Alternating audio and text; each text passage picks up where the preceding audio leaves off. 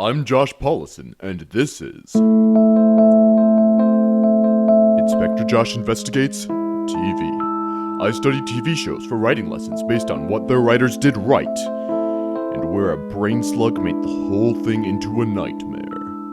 I think that works. I mean, it's kind of tied into the episode, because there's... post-spoiler alert spoiler, or I said that wrong. Anyway, today we are looking at Futurama, season number 2, episode 12, Raging Bender.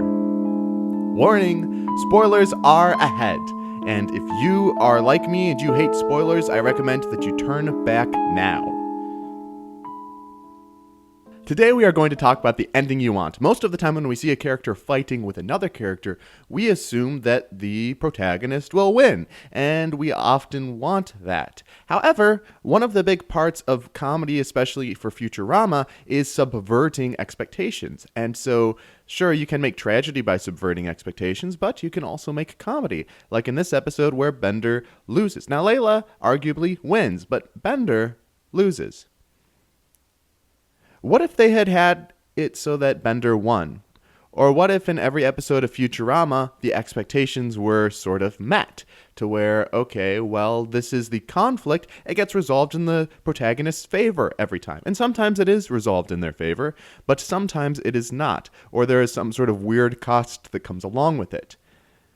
You have to take into account not just what could happen, not just what is a natural progression for the story, but the type of story that you are trying to tell, or what your effect is that you are trying to go for. If, for example, in Futurama, they always met expectations with the whole story, then they could lose some of their comedic punch, because so much of their comedy is in breaking expectations, in surprising you, in shocking you. Not necessarily in a, oh my gosh, like, that's...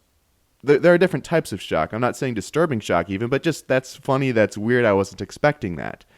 So whenever you look at the ending for your story, don't just think about what the natural progression is. Think about your goals for the story. It can be so easy to fall into cliche because it's what's done, because it's just the natural progression, because that's what I learned.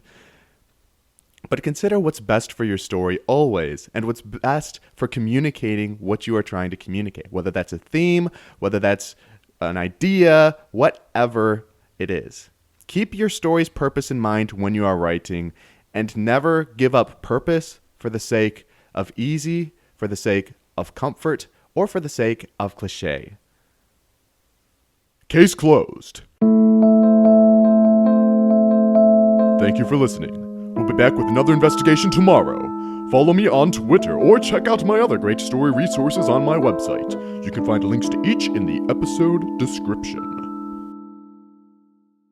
Music by Comfortable Mystery 4 by Kevin MacLeod, Incompetech.com. Licensed under Creative Commons by Attribution 3.0 license. You can find more information in the episode description.